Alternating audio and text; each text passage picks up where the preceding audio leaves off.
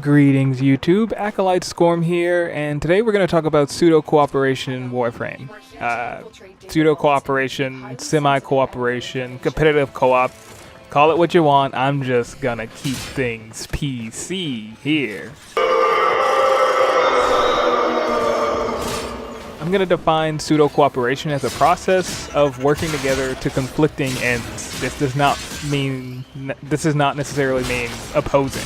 Pseudo-cooperation, however, can be birthed when the desire to cooperate is lacking, or motivation to do so is lost from like a perceived inequality. For example, when you're better than everyone that you play with, so you gotta vent your frustrations with a swift bombard of insults and a napalm of death threats. My favorite example of this is a board game called Castle Panic, where basically a group of players work together to defend a castle. However, the game suggests like a rule or mechanic in which the player that gets the most amount of points by killing the highest value of creatures is crowned Master Hunter. Now, playing with like-minded individuals that feel that defending the castle is more important than the points, it's simple. You each work to do what you can to take out or weaken the creatures, and you win more often than not. But on the other hand, should one player show signs that they're more interested in the points and or restricting other players' points, you get pseudo-cooperation, where player A doesn't want to weaken the boss because it means player B gets the points, which could lead to the loss of the game overall.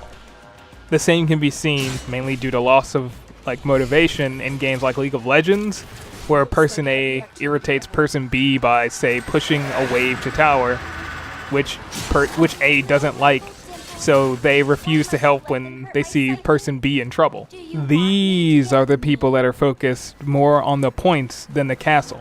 In general, this plagues Warframe because everybody wants or needs kills. Now, when people are running public matches with strangers, not getting a kill can be scary, irritating, or unfun. Because of the pseudo-cooperative nature, some people are unable to adapt and consider themselves as a support to the team. Instead, it's often left with hostility and form complaints. But when you look at it, although they might not be doing the work and, quote, not playing the game, they're reaping all the rewards. I guess it's similar to like the My Hero Academia conundrum, where everybody wants to be the hero and nobody wants to be the sidekick. Points meet castle. But people can have differing goals in Warframe. Some might be out to test their weapon and mission. Others are probably looking to find mods or objects like Iton sculptures, while others are on a clock trying to get things over as fast as possible. These instances of pseudo-cooperation, however, are alleviated in Warframe with predefined teams via recruit chat, clans, or limited matchmaking where you align the group's goals or just play solo. However, there is a series of design choices made by DE that exacerbate the pseudo-cooperative nature of Warframe. From the top of my head, things like Valkyr's Eternal War, Nidus's Larva, and Harrow's Thurible. Whatever. Eternal Warcry is an example of buffs gone wrong. You increase the attack speed of all your allies, which can then cause them to kill everything in sight, making it difficult or impossible in some cases to keep it up eternally. Excalibur, I'm looking at you.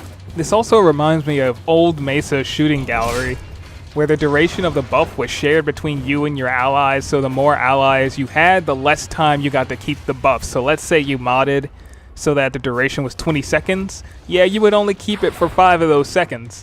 With Nidus, his passive is a stacking mechanic in which the more he damages enemies, the more stacks he gets in order to use other abilities, get stronger in damage, and gain immortality. To assist with this stacking of damage, his 2, Larva, can pull in a group of enemies so that he can cast his 1 over and over and over, netting him a lot of stacks and energy refund. However, allies tend to use his Larva to, say, shoot a lens arrow into the cluster of enemies, which gives Nidus nothing but despair. Harrow's Thurible is a little bit weird because you have to channel your energy to get a buff that allows you to give energy to yourself and your teammates when you get kills, or 4 times that amount when you get headshots, but only if you get the kill. Herein lies the problem. It's all or nothing. Kill or don't get kills. Valkyrie and Harrow's ability should respectively increase in duration when your teammates get melee kills, and refund energy when allies get kills, at a reduced amount, of course. But that would make it better if the caster gets the kill, but not a slap to the face if they don't.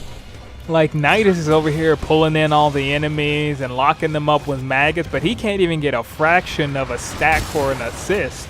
Come on, DE. So even if it was like 1 second added when your allies get melee kill under the effects of Warcry, or like 4 energy on headshots when your allies are under the effects of Thurible, like, it's still better than nothing. All in all, I do hope that they go back and revisit some of these abilities and some of their other design choices and mechanics in the game to make it more cooperative. But that's all for me, folks. Hopefully you at least got some food for thought. Now quickly, lend me your hand and give me your support, otherwise I just might die.